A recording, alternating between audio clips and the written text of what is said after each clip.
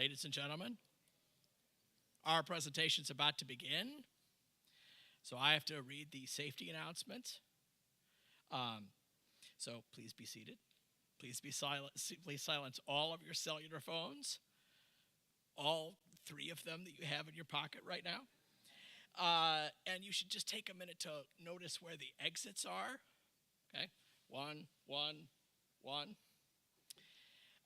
In case of an emergency, just walk to the nearest exit, leave the building, and walk across the university green. So, at this time, I'd ask you to please stand to welcome the Deus Party and our graduating students to the ceremony. And then please remain standing for the singing of our national anthem. Thank you.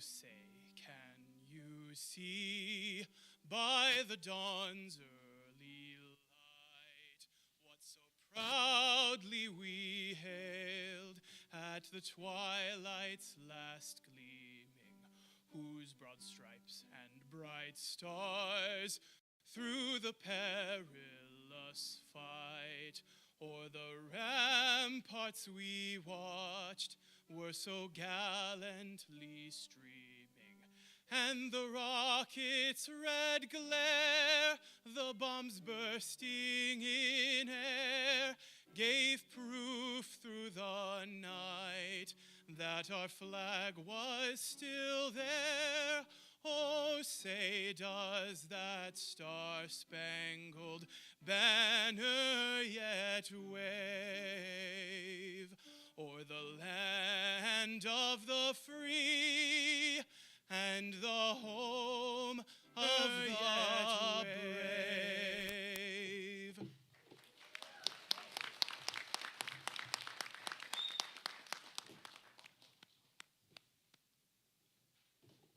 Our thanks to vocalist and soon-to-be diplomacy graduate, Zane Cotham.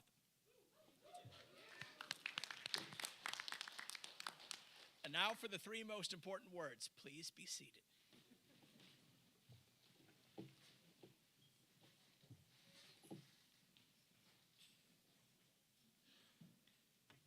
Good evening, graduates, parents. Why, thank you. I appreciate it. Families, friends, alumni, and guests, welcome to the School of Diplomacy and International Relations graduate commencement and hooding ceremony. I'm Professor Martin Edwards, and it's my honor to be emceeing this event for this evening. So presiding over today's ceremony are the faculty and administrators of the School of Diplomacy who have guided this class through their time at Seton Hall. We are also privileged to have with us today Dr. John Bushman, Dean of University Libraries and Associate Provost for Research and Innovation, and our keynote speaker, the Honorable Aaron Conant. At this time, I welcome Assistant Professor and Director of the Center for United Nations and Global Governance Studies, Father Brian Musas, to lead us in prayer.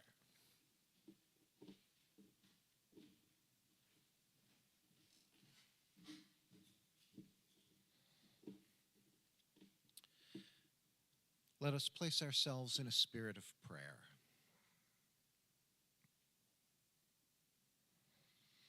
O God, the human family calls you by different names and invokes you in varied ways. I shall address you in the Catholic manner. In the name of the Father, and of the Son, and of the Holy Spirit. Amen. Heavenly Father, the prophets you sent forth were the world's first ambassadors, and you inspired them to make known your message of salvation and redemption, of peace and justice. Your prophet Isaiah heard your voice when you called, "Whom shall I send?" Isaiah responded, "Here I am, Lord, send me."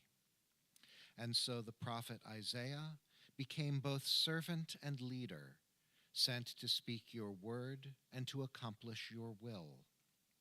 May we be mindful that you always seek servant leaders to speak with your words of comfort to the poor, of freedom to those imprisoned, of peace to those who suffer injustice.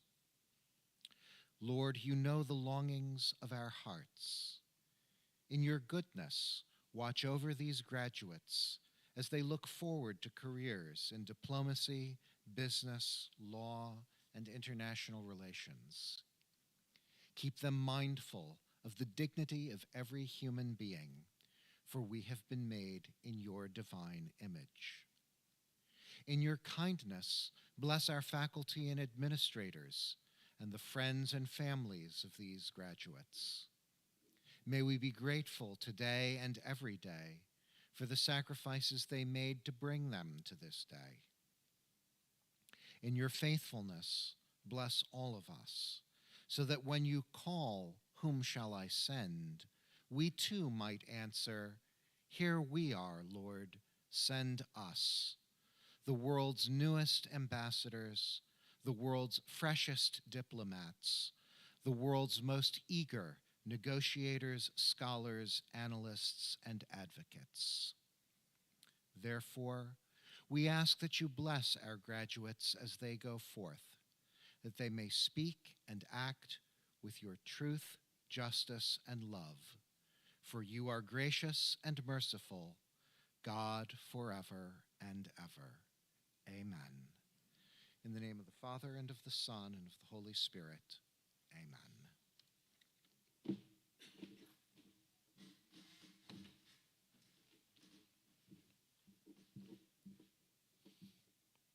Thank you, Father Brian. It's my pleasure to introduce our Dean, Dr. Courtney Smith.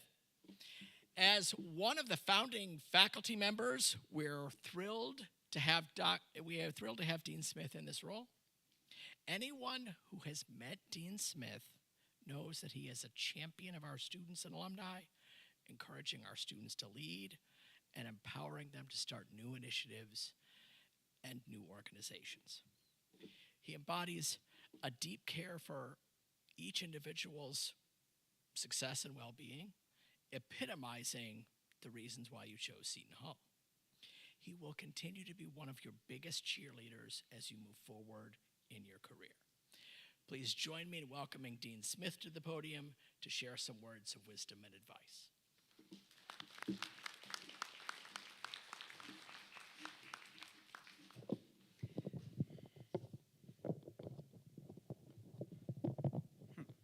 Thank you, Dr. Edwards. I really appreciate the overly generous introduction, and welcome to all of you this evening. I first want to start by congratulating the students who are with us this evening. We're thrilled with your accomplishments. I'd also like to welcome the family and friends who are here who have supported you through your journey. Also, my colleagues on the stage, on the faculty and staff who've guided you through your studies. I'd like to especially recognize John Bushman, Associate Provost for Research and Innovation and Dean of University Libraries, and also Emmanuel Agandali, who's a board member of the Diplomacy Alumni Association. And most importantly, I'd like to thank the Honorable Aaron Connaughton, our keynote speaker, who's back with us again tonight, albeit in a different role from last time. So I wanted to start my remarks with one story, but watching the graduates and having so many graduates that we didn't have seats for you caused me just a momentary flashback to my own undergraduate graduation. It was supposed to be in the football stadium. It rained, so they moved us all into the basketball arena, a whole lot of shuffling down different hallways, and when push came to shove, it's like a musical chairs. There were not enough seats for everybody, so myself and a whole bunch of other graduates ended up sitting along the edge on the floor of the basketball arena. I can't tell you who spoke or what they spoke about because I couldn't see it, couldn't hear it. The only silver lining was that the row of us on the floor at our own graduation ceremony made it to the front page of the newspaper the next morning. So you all ended up in seats eventually, so I don't know that you'll be in the newspaper. But anyway, so now I'll begin with the story that I really wanted to start with. And this is a story that I first heard almost 30 years ago, the first time I had to teach a new class. And it stuck with me ever since. It stuck with me, so some of my colleagues on the stage have heard it before, so I just beg your indulgence for just a little repetition. The story comes from a person named Roger Fisher. He's a very well-known law professor, peace advocate, and one of the author of a very famous book on negotiation called Getting to Yes. Okay? So earlier in his career, during World War II, he served as a weather reconnaissance officer on a B-17, really large airplane. And the pilot of that plane was very skilled, but had often been disciplined for sometimes wild behavior. Okay? So one day, this plane is up in the air over Newfoundland testing a new engine. And the way you test a new engine is you get to the cruising altitude and you turn off the other three, which the pilot did. And it's really amazing what that plane of that size could do on one engine. But then for a lark, the pilot took it one step forward and turned off the last engine. And the plane's kind of gliding along for a few minutes, and then the pilot's like, okay, that's enough of that. And he goes to turn back on the engine. But only then does he remember, in order to have an engine running, to start an engine, you need power. And in order to have power, you need an engine running. So, as the crew began to strap on parachutes, the co-pilot turns to the pilot and says, "Boy, have you got a problem."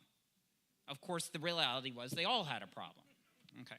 So, when I think about this story, sometimes I think it's easy for us to feel like the crew of the plane, plummeting rather rapidly toward the ground below, given the relentless pace of crises and issues we hear just one after the other. Like many of you in the audience, but especially our graduating students, I'm a news junkie. Okay, I begin my day and I end my day thinking about current events near and far. I love doing this, but I also dread doing this. Every time I find myself looking for signs of hope in just all the moments, the sea of violence, polarization, oppression wrought by people against people and people against planet. So let's return to Roger Fisher's story. Okay, they didn't have to bail out, the plane didn't crash. There was a buck sergeant on the plane who remembered that they had a putt-putt generator in the back that they used in case they had to do an emergency landing on a remote airstrip. So he fiddled with the generator, he got the motor running, and they used that to restart the engines. Now, fixing the problem wasn't the buck sergeant's fault in the sense that he caused the problem. That was the pilot. But it was the buck sergeant's responsibility to fix the problem because he had the capacity to do something about it. In that moment, he demonstrated true servant leadership, which is something that we hope to instill in all our graduates, especially those of you we celebrate tonight. The story reminds me of another saying that's often attributed to John Wesley, the founder of the United Methodist Church. And the saying goes like this: "Do all the good you can, by all the means you can, in all the ways you can, in all the places you can, at all the times you can, to all the people you can, as long as ever you can." Now, this saying is filled with a lot of short but meaningful words, and any of them are appropriate for a diplomacy graduation ceremony and will hopefully have relevance in your future careers. However, I want you to think about two of the words that appear the most: all and can. Now, at a graduation ceremony, you would think we'd focus on all because that captures the ambition and energy of the moment. But instead, I'd rather you focus on the word can, and here's why. The scope of problems we face often feels overwhelming. Then the list of tasks that we need to address just grows and grows day by day. But that's precisely why I think the most important word is can. Just like the buck sergeant, you don't have to fix all problems to fix some problems, and you don't have to fix all of a problem to still make progress. Tonight, we celebrate the fact that each of you has used your time in our program to build on your knowledge and skills so that you can do more than you could before, and that's the key. Before the ceremony, we did a toast in the next room to graduating students, and I shared with them a short sentence that had been originally told to me about a dozen years ago by Jan Eliasson, who was the Deputy Secretary General at the UN, the number 2 official there. I was interviewing him, and he said to me, "Nobody can do everything, but everybody can do something." Okay? Nobody can do everything, but everybody can do something. So, the key theme that Fisher and Wesley and Eliasson share is that they envision people solving big challenges through small steps. They remind us not to spend so much time thinking about everything that's wrong with the world that we lose sight of the potential each of us has to do good as best we can. The more each of us is willing to be like the buck sergeant, to find problems that we didn't solve, and yet we have the willingness, the desire to play a role in solving, the better our local, national, and global communities will be. I congratulate all of you again on achieving this milestone, and I wish you the best as you take the next steps in your careers. I speak for all of my colleagues here on the stage when I say that I see a lot of buck sergeants in this room, and that we know that each of you is ready to do something great in the years to come. Congratulations, and go Pirates.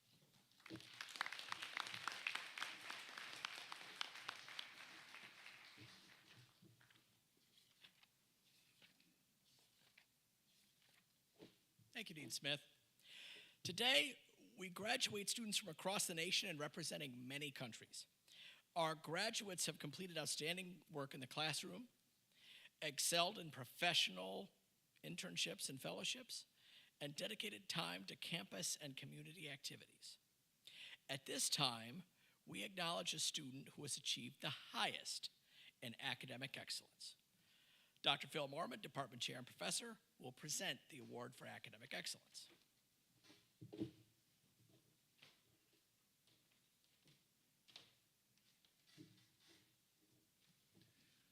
Thank you, Dean Edwards, and welcome to everybody here today, graduating students, their families, and friends. As Dr. Edwards said, each year the Academic Excellence Award is given to the master's degree candidate with the highest scholastic achievement. The school's full-time faculty select an individual with a cumulative grade point average of 3.8 or higher. Involvement in scholarship, research, thesis work, and policy studies is also considered. This year, the Award of Academic Excellence goes to Annalise Presky.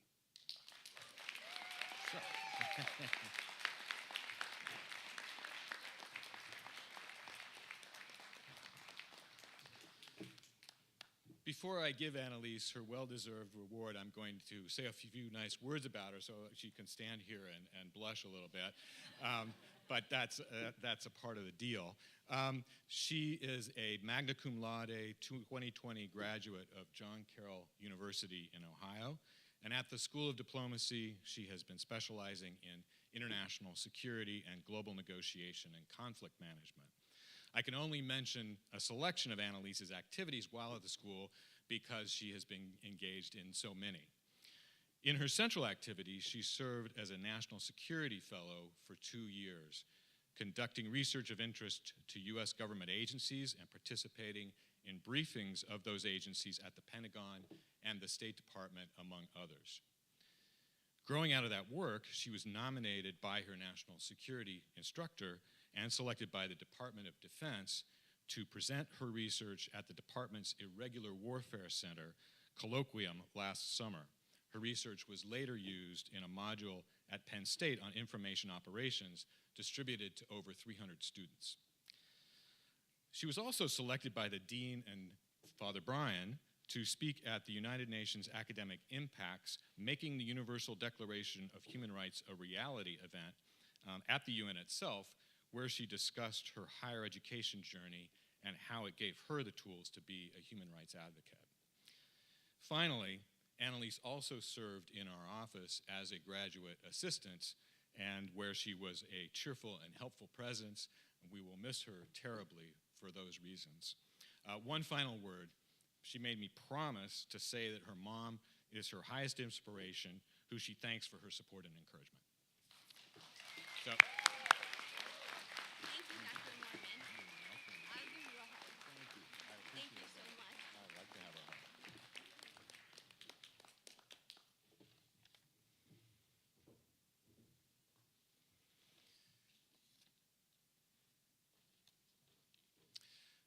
It is also my great pleasure this evening to introduce, as our keynote speaker, the Honorable Erin Connaughton, former Undersecretary of the Air Force and Undersecretary of Defense.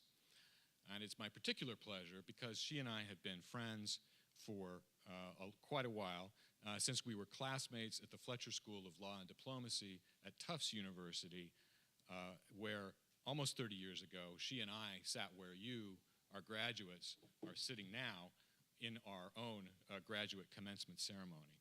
And since that time, Ms. Connaughton has gone from success to success. She's a native of New Jersey. She received a BS in Foreign Service from Georgetown University and then earned her master's at the Fletcher School. After a series of foreign policy positions, Ms. Connaughton became a staff member of the United States House Committee on Armed Services, later becoming the committee's minority staff director and then the full committee staff director in 2007. In that position, she served as the primary advisor on defense matters to the committee. Ms. Connaughton was appointed as Undersecretary of the Air Force in 2010 by President Obama, and then she was later appointed to be Undersecretary of Defense for Personnel and Readiness, serving as the senior policy advisor to the Secretary of Defense on all matters concerning recruitment, career development, and pay and benefits. She was also responsible for overseeing the overall state of military readiness of our military. And for these collective efforts in the Department of Defense, she was awarded the Department of the Air Force Exceptional Civilian Service Medal. Ms. Connaughton has also taught as a visiting professor or as a fellow at a number of institutions, including the School of Diplomacy, where she was a Sharkey Fellow a few years ago. So please give a warm welcome back to a dear friend of the School of Diplomacy, the Honorable Erin Connaughton.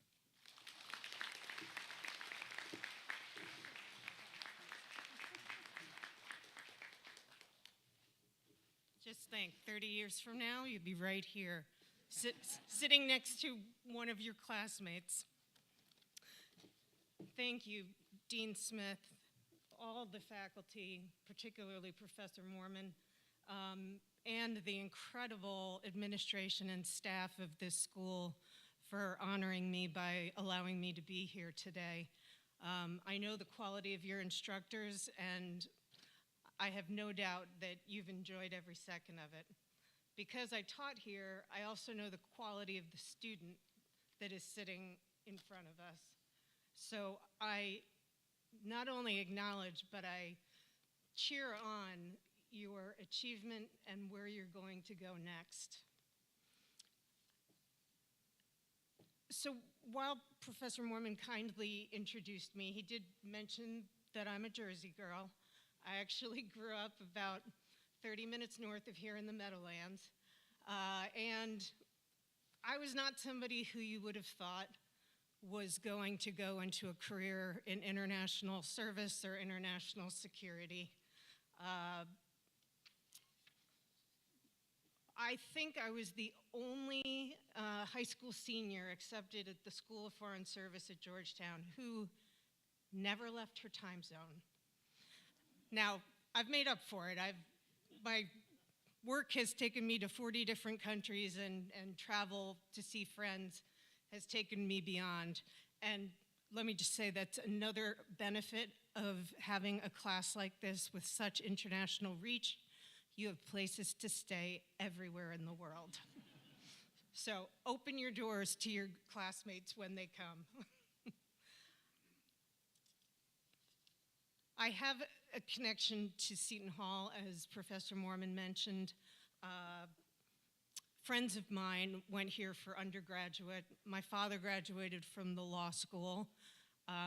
He, like us, is a big international traveler. My mom, who's in the back of the audience, is a little bit more of a homebody. She's afraid of both airplanes and boats. And that's really why I think we spent all our vacations at the Jersey Shore, and I never left my time zone. I came to international relations through Model United Nations, and that single opportunity in high school to be part of that club really changed the course of my career. My point in providing this context is to say two things about your career path. Follow a passion or a mission, something that really matters to you and to a broader community. This is really building on everything that has been said so far. Also, I would say be open to the unexpected. My first job out of grad school came because I found out I was ineligible for the United States Presidential Management Fellowship Program after I had already been selected as a fellow. So my job offer was rescinded, and I went to my second choice. And it really stung for a while, but that other job opened the door for the next job, and the next job, and the next job. So I'm not saying don't be disappointed if the first chance doesn't come your way, but be open to what the next opportunity is, because you're not sure ever where it's going to take you. What I can tell you is that you're going to use the knowledge and skills you have gained here throughout your career.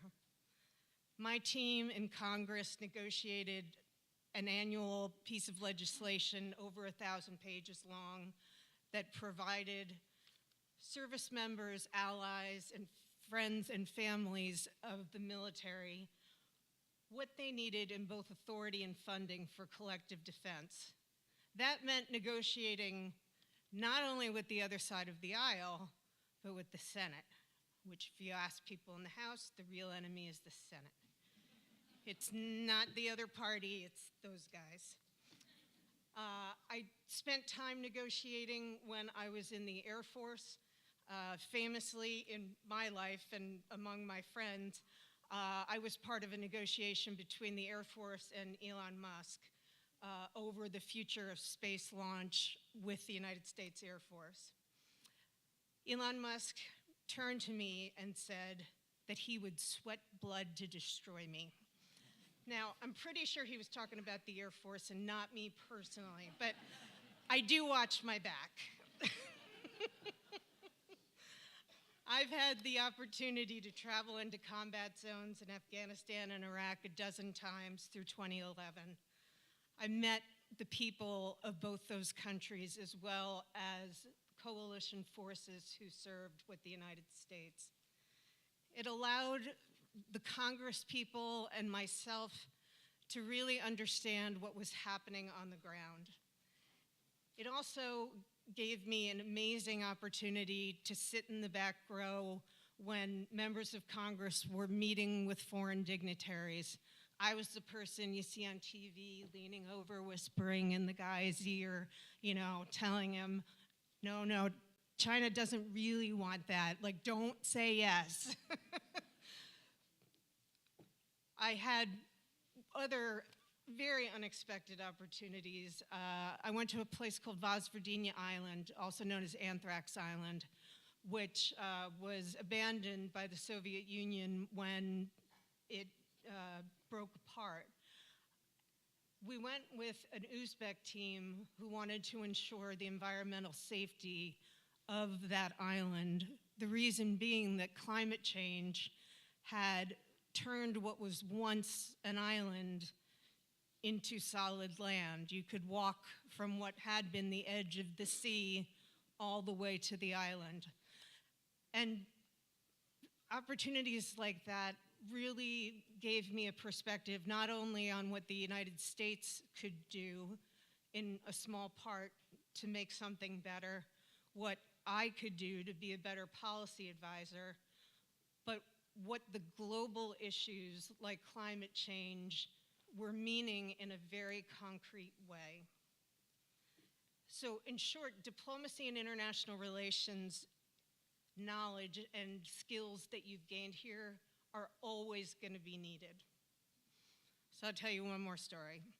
By far, the one moment where I was thinking in my head, okay, Erin, you've had 7 years of training in diplomacy.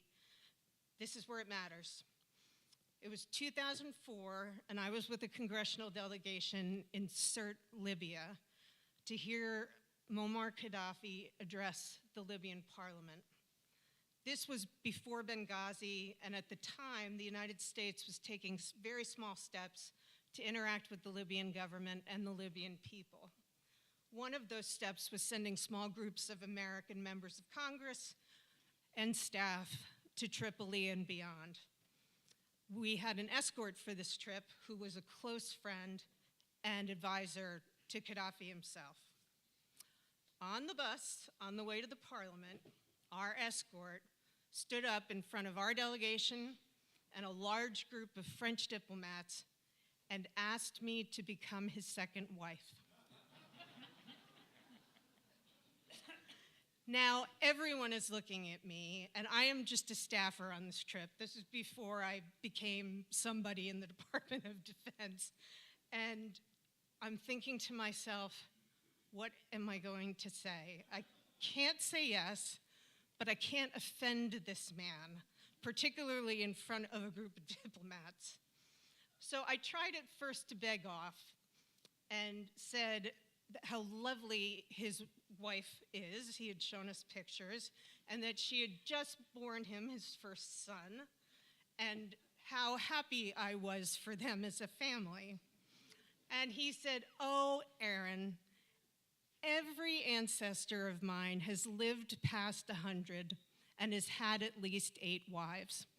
So I feel you and I are still destined to be together.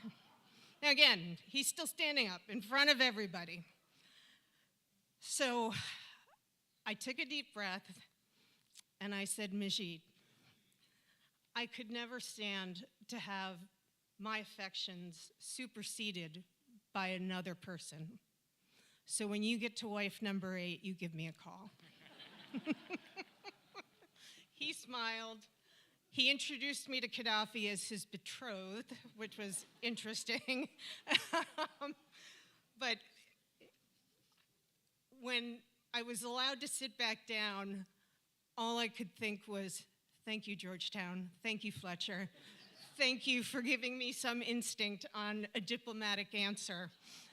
So I hope each of you, perhaps not in this context, but that each of you get an opportunity to avoid an international encounter that would have been on national news. Seriously, whatever you choose, whether you're going to the private sector, to a nonprofit, to the United Nations, to a regional organization, or to your own national governments, whatever you choose to do, the global perspective that you have here and the skills that you've been given in diplomacy are going to serve you extremely well. Remember your strengths too when times get hard and you encounter a setback. I know it's a cliche, but I have found it is also extremely true that we grow exponentially in failure if you're willing to learn from the experience. I've had some really rough years, some based on a bad professional experience, some based on a health crisis. For me, at this very mid-career moment, those experiences have caused me to reflect again on where I feel called to be a servant leader. I don't think it's going to be in government again. I think more likely nonprofit or education, but this is the thing. You get an opportunity to choose again through your career. You might choose one thing and do it for 30 years, or you might do something for 20 like I did and then make a switch. But those setbacks and failures, and they're painful, really provide an opportunity for you to look at who you are, acknowledge any mistakes you might have made, but to not lose faith in what is the core of you, and that is an excellent scholar, an excellent person, an excellent diplomat. So I promise I'm wrapping up because I know that everybody wants to go celebrate, and your families, I'm sure, are just dying to see you get hooded. And by the way, I'm very honored that I was given Seton Hall colors, and I look exactly like all of you do. I'm very proud of that. There were just 3 other little lessons that have been extremely important for me, and I'll just share them with you. One is look for mentors. You already have some, whether it's the professors sitting up here or people you've met in your professional opportunities to date. But build that network, find more. They're critical, and I still talk to people who mentored me when I was 25 years old and looking around for my first job. And as importantly, be a mentor. You may feel like you're at the bottom rung of the professional ladder, but there is always someone younger or less experienced than you that would really value anything that you can share with them. The second thing is to be of service to your community, your country, and the world. I mean this first in the sense of helping others by volunteering, or of taking a job where you tackle a big issue that helps an enormous group of people. But I also mean it in the sense of being an engaged citizen, both of your nation and of the world. There's a lot of tension and divisiveness in many countries right now, and certainly here in the United States. Vote. Care about issues affecting your community. Try to build consensus where you can, but always make sure that your voice is heard on the issues that you believe in passionately. The last piece of advice I'll give you is keep sight of the people who truly matter to you. Know and continue to develop relationships. You all have family and friends here who've already supported you through a good part of your life. I spent 20 years in Washington where you have a lot of friends when you're successful who are not so much around anymore when life hits a speed bump. So you want to keep the people who know you, who are not focused on what your job is or anything superficial, and hold them close.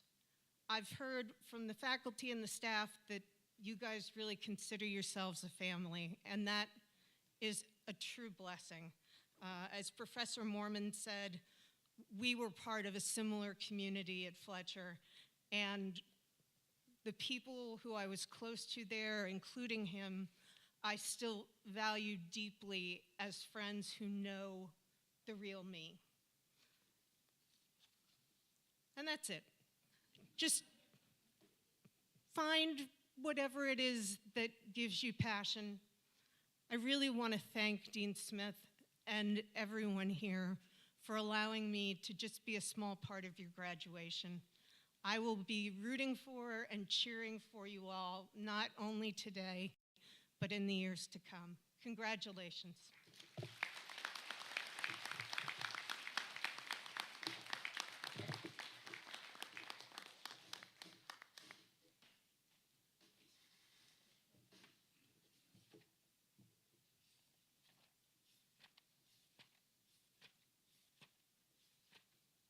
We printed this as a backup. I know. In case you're trying to make, wow, he's so good at reading. I keep editing. That's all right. So I was editing up until That's okay. I just wouldn't want someone to, get here and think it's on my phone, which is in the car, something like that. So thank you, Erin. Thank you. All right. So each year, the graduating class selects one of their own classmates to deliver an address on their behalf. This year's class has chosen Miss Dion Agawu to deliver that address.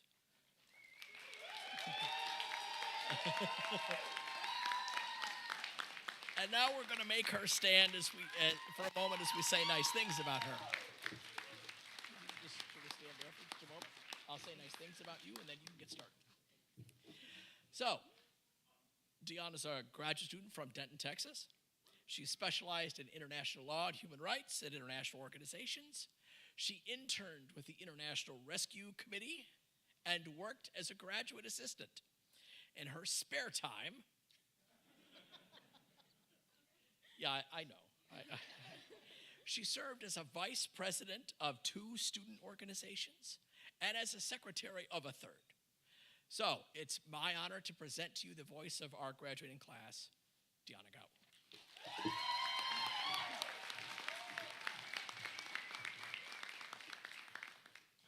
Good afternoon, everyone. It is with immense honor and gratitude that I stand before you today as representative of our graduating class. For those of you who don't know me, like Dean Edwards said, my name is Dion. And today I'm just one of the many students that are preparing to graduate from the School of Diplomacy. As we gather here to celebrate our achievements and mark the culmination of years of dedication and hard work, I'm reminded of the countless moments that have shaped our collective experience. In fact, one of my favorite aspects of the School of Diplomacy is the student body. I've never been surrounded by so many warm and supportive people before. You all have stolen my heart, and I hope you never let it go. I know personally I would have had a much, much different experience if not for the fact that we all have, in some ways, become support systems for each other. To the people that have been my rock over the past few years, I'd like to thank you. While we have had our individual successes, such as taking part in prestigious scholarships or fellowships or publishing articles, as a community, we need to take the time to celebrate our achievements as a group and enjoy this priceless time. From late nights, and by late nights, I mean very late nights, poring over research papers to engaging in discussions that have really challenged our perspectives and broadened our horizons, each step of this journey has been a testament to our resilience, determination, and unwavering commitment to excellence. Today, everything is all about you. While it is important to reflect on our experiences over the past few years and celebrate the people that we've become, it's also important to look forward to the future and think about how we will leave our mark on this world. There's a phrase in German, die Gedanken sind frei, or thoughts are free. The origins of this phrase are quite old, but it came into popularity as the title of a song during the 1840s, where the region now known as Germany was experiencing its first democratic revolution. People were protesting against repression and censorship, and this phrase reminded them that our thoughts are our own. And I'll spare you the boring and kind of nerdy details about this, because I could talk about it forever. But this revolution was widely driven by young people, and particularly students, just like us. They were driven by a hunger for equality and freedom, and an understanding that change was needed. This statement is a testament to the immense power that we have as individuals. Our thoughts can never be taken away. They must simply be nurtured, like plants that require water or nutrients to grow strong. Over the past few years, we have dedicated ourselves to nurturing our thoughts here at the School of Diplomacy with the help of our professors and the administration, faculty, the staff, and colleagues. From engaging conversations with world leaders to new knowledge found in our courses, our thoughts have been thoroughly nurtured with exactly what we need to take our next steps in life, wherever they may lead us. Although this next stage of life is something to be celebrated, I'm sure many of us are facing it with some level of anxiety. I know I am. You've probably thought at least once, somebody take me home. As the days go by, we may feel that we understand less and less. This is particularly pertinent to us who are about to enter a field commonly marked with division and conflict. However, when these moments of panic come, I want you to remember that our past experiences have developed us into strong, intelligent, and extremely capable people who have everything we need to make our mark. I mean, seriously, if we can get through late nights spent putting together study guides for public international law, or, yeah, you guys know what I mean, yeah. Or panicking over our oral exams for theory, we can handle anything. I genuinely believe that each and every one of us has been equipped with the knowledge and skills needed to shine our lights in the world and change the pages of history. Looking out at this graduating class, I'm reminded of this phrase in ancient Greek that best exemplifies the hopes for this graduating class that I and everyone who has come to support us hold. Lamprinontes ten horan melan phanon pointes, or you guys are funny. Or lighting the way, making bright the dark. Now, I know it's time for me to get up. Time is ticking. But before I end, I would like to thank you all once more for the privilege of addressing you all today. I genuinely hope that my words can serve as a source of inspiration and reflection as we embark on this new chapters in our lives. I'm so proud of each and every one of us. Congratulations, guys.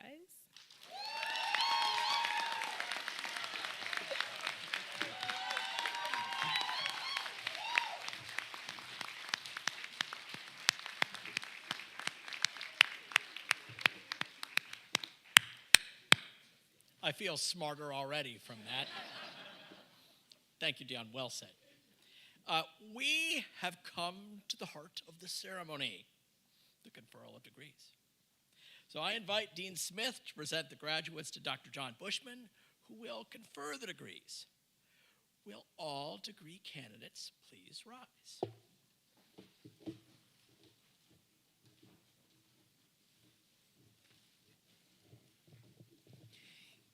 Dean Bushman, on behalf of Seton Hall University, I certify that the candidates whose names are hereby submitted have satisfied all requirements to participate in this ceremony.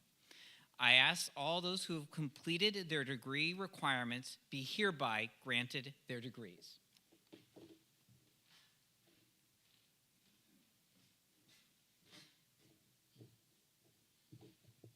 By virtue of the authority vested in me by the Board of Regents of Seton Hall University, for those who have completed all of their degree requirements, I hereby confer on them the degrees for which they have been recommended by their dean, with all the rights, privileges, and obligations thereunto appertaining. In my name and in the name of the Board of Regents, may I offer you our sincere congratulations. Good luck.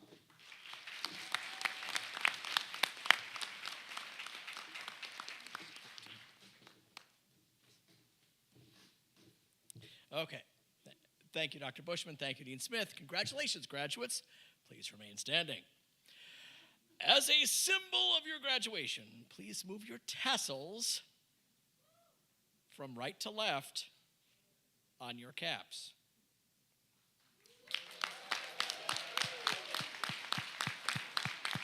Congratulations, graduates.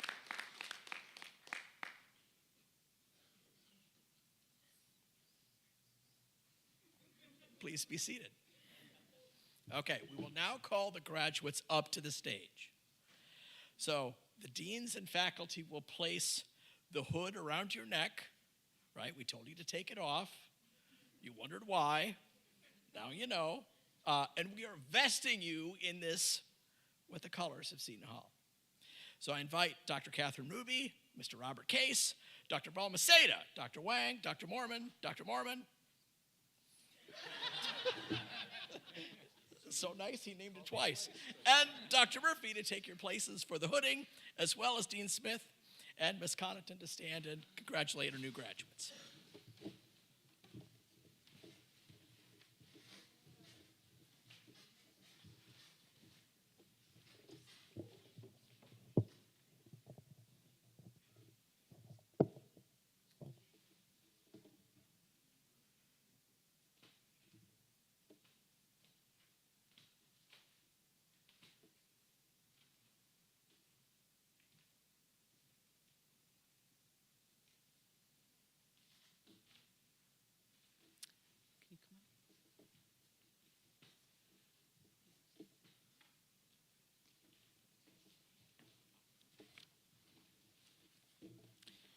Zane Cawthon.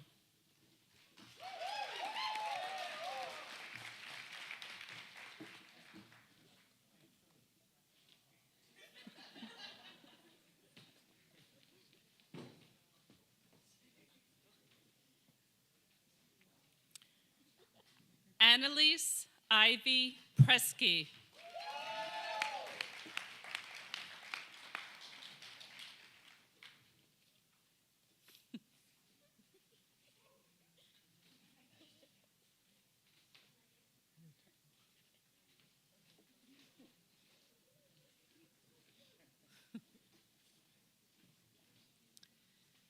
Dione Awagu.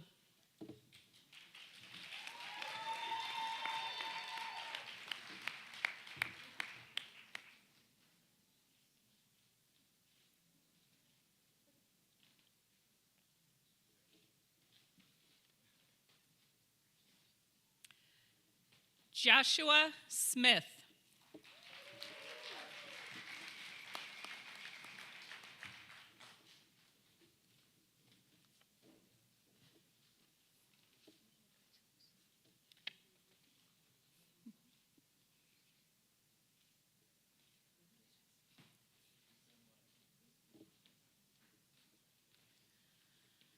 Brian Weeklam.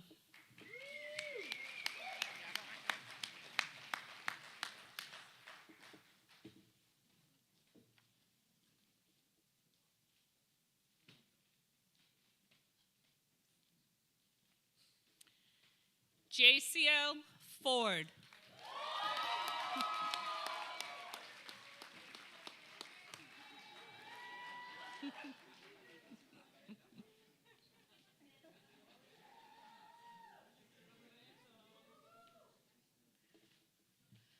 Khalifa Muhammad.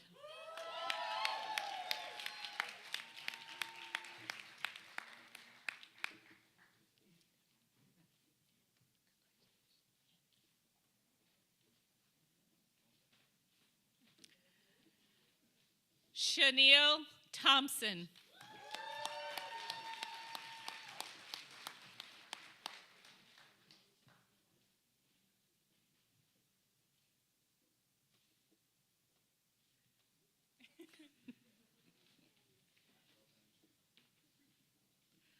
Kai Harp.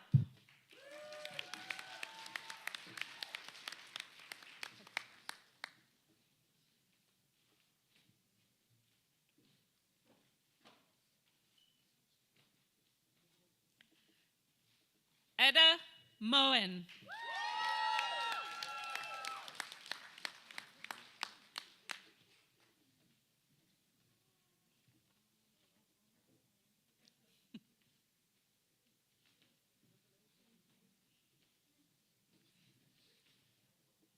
Amanda Gutierrez.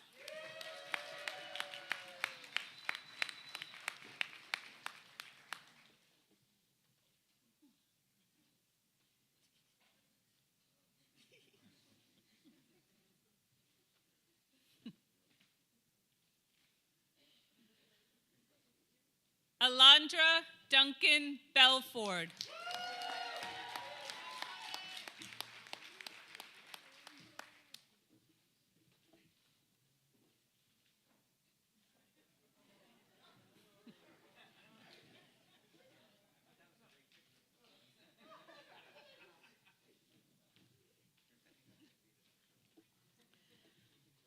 Fred Jean.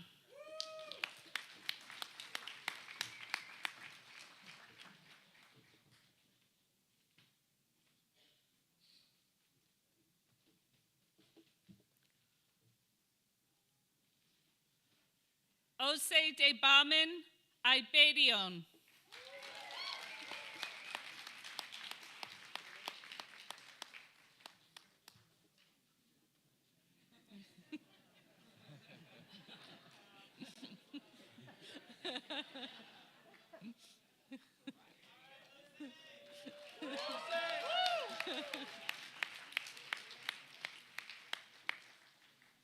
Robert Carney.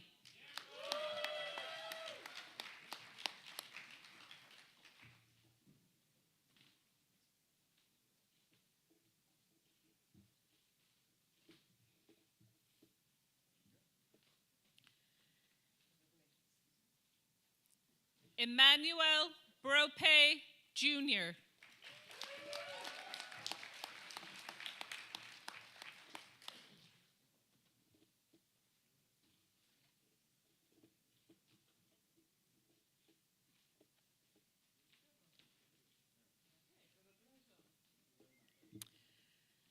Matthew Kelly.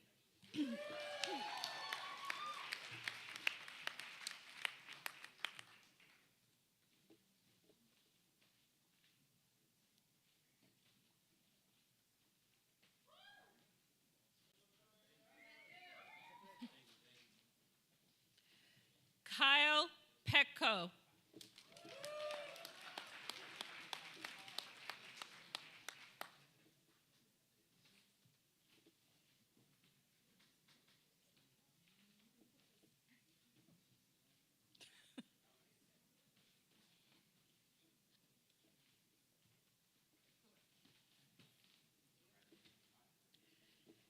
Tiffany Pitts.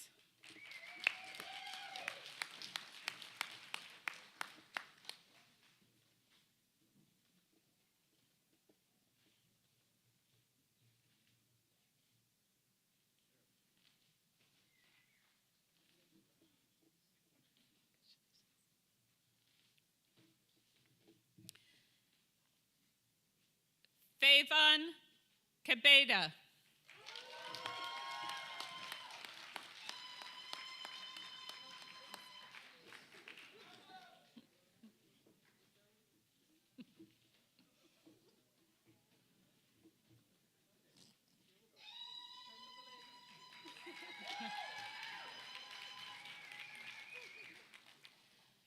Teresa Odoro.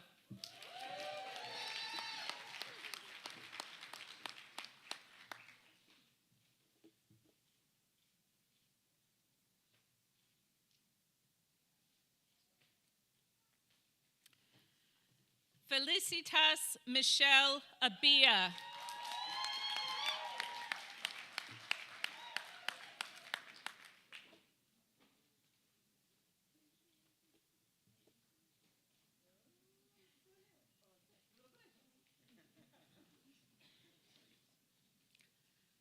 Melissa Huaya.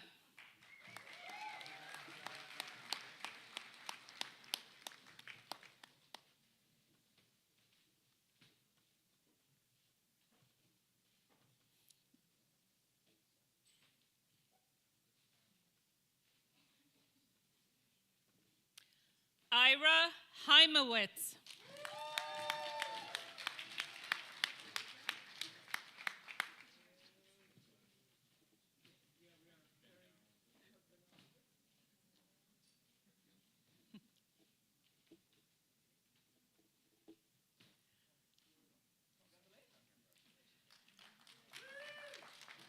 Natalia Fors.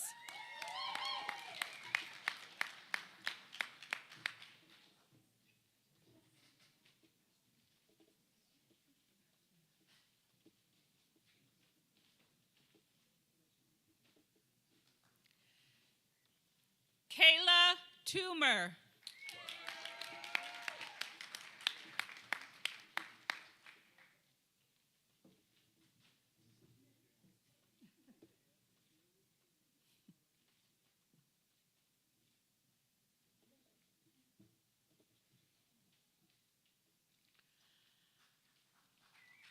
Abdul Rahman Al Hajri.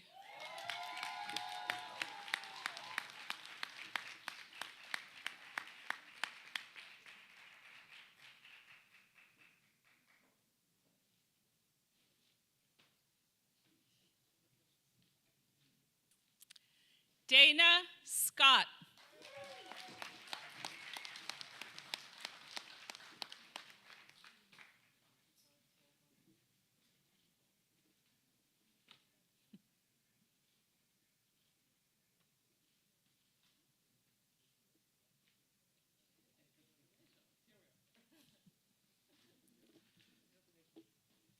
Irvin Pohl.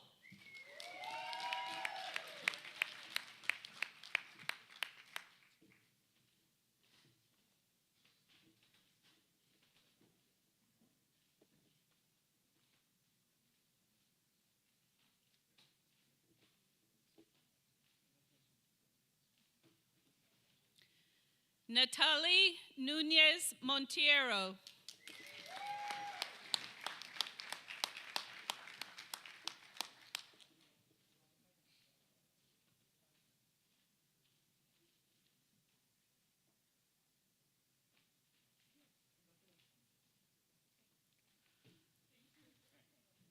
Latoya Britton.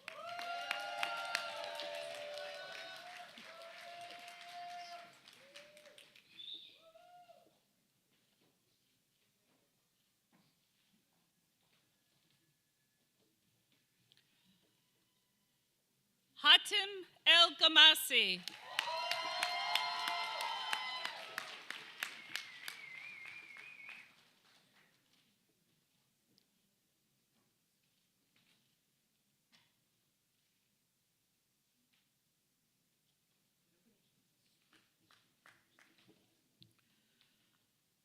Mohammed Reza Musavi.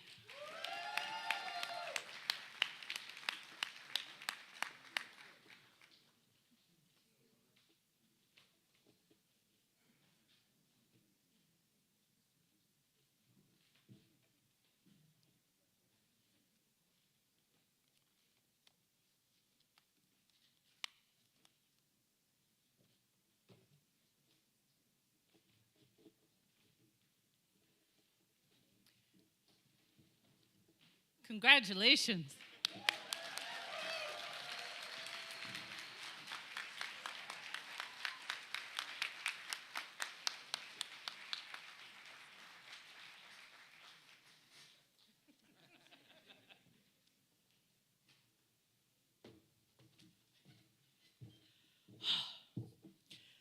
So, please join me in one more round of applause in congratulating this year's class.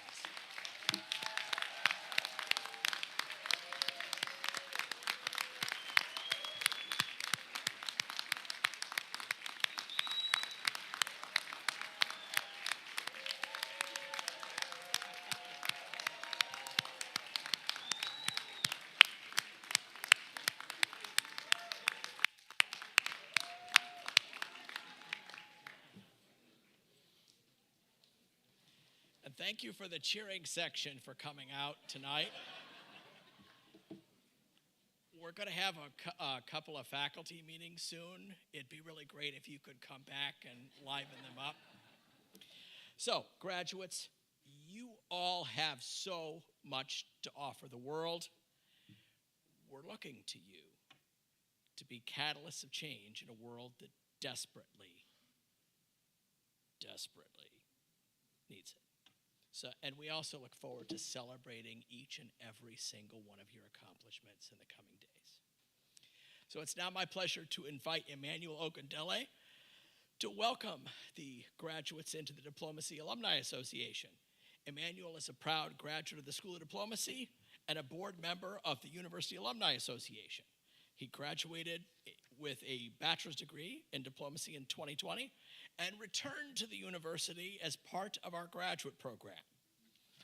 He interned with the city of Newark in the mayor's office of international relations and diaspora affairs, and he did exactly what we want all interns to do: leverage that experience into a job.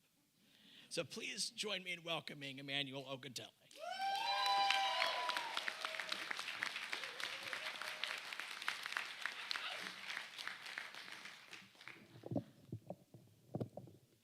Thank you.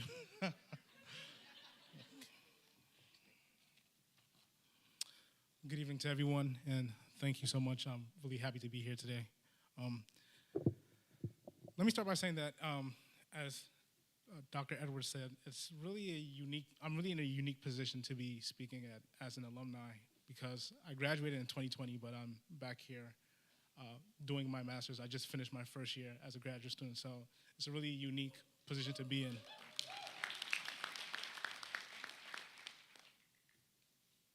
But for the fact that I'm currently doing my master's here, it means that in some shape or form, I have interacted with the current graduate class today in some shape or form, whether that's through classes, whether that's through various events that we do through our organizations, or maybe just randomly bumping into someone new in McQuaid.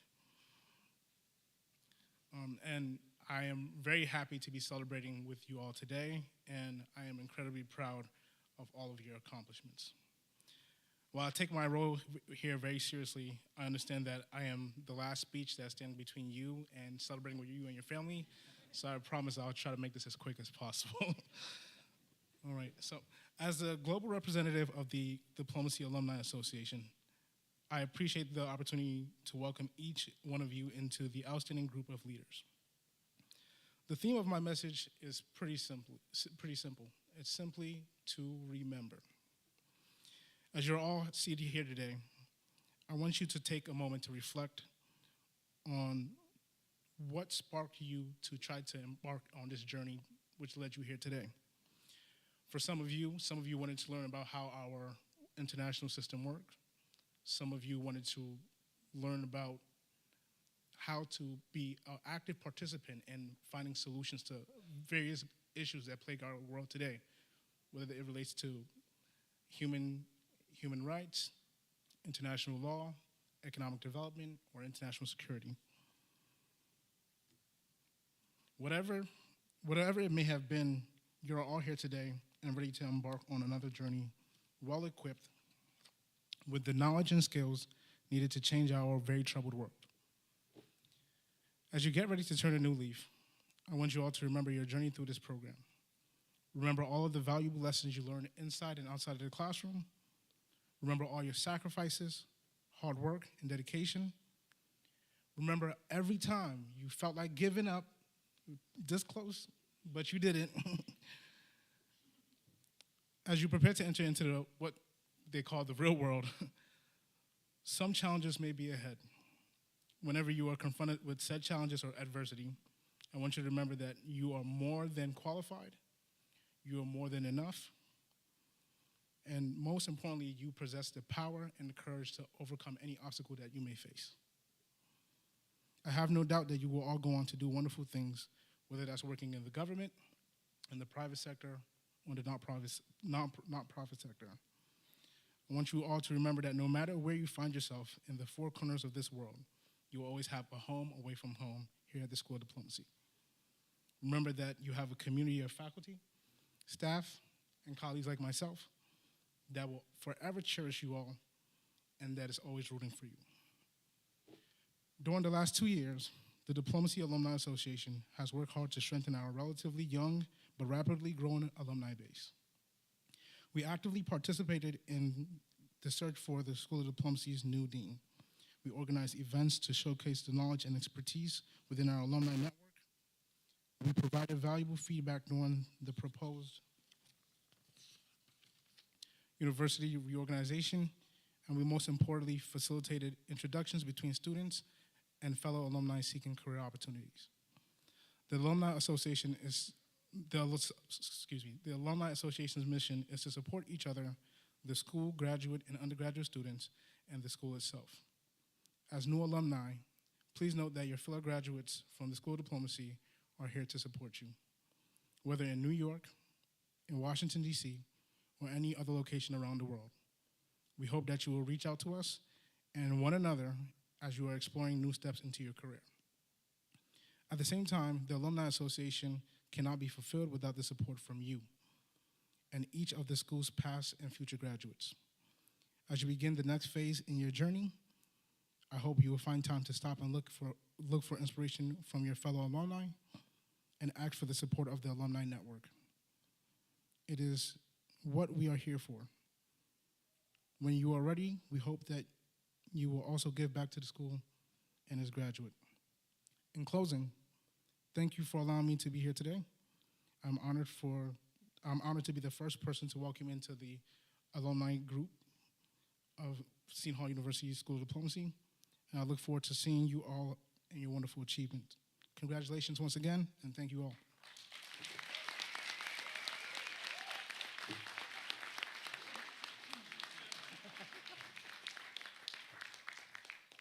Thank you, Emmanuel. And thanks to all of you for celebrating with us tonight. You can join us in the event lounge, right through those doors, for refreshments after the dais party recesses. So, graduates, some final homework.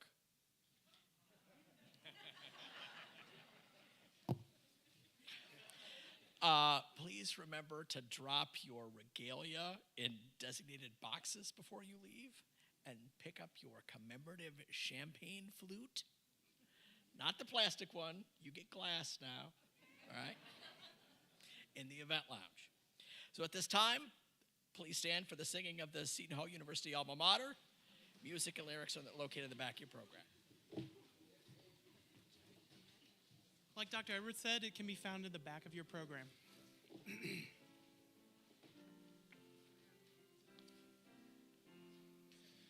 To alma mater, all be loyal, keep her name in purest light, never waver from her precepts, guard her banner blue and white. Oh, sing her praise to highest skies, and be ye faithful in her eyes, for she will foster all your dreams. Her name is Seton Hall. Her name is Seton Hall. When on life's hard stones you stumble, pray to God to be your guide. Think of Seton Hall, your mother, then forge on in steady stride. Oh, sing her praise to highest skies, and be ye faithful in her eyes, for she will foster all your dreams. Her name is Seton Hall. Her name is Seton Hall. Go Pirates!